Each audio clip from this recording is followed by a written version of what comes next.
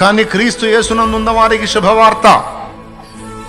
మనుషులు నిన్ను అర్థం చేసుకోకపోయినా, లోకం నిన్ను పట్టించుకోకపోయినా, నిన్ను ప్రేమించేవాడు ఎవడ లేకపోయినా, పలకరించే దిక్కు లేకపోయినా, బయటపడే దారి లేకపోయినా, తరచుగా పడుతూ లెగుస్తూ పాపంలో నెట్టబడుతూ ఉన్నా, గుర్తుపెట్టుకో, నీకు నిరీక్షణ ఉంది, నీకు విడుదల ఉంది, నీకు అవకాశం ఉంది.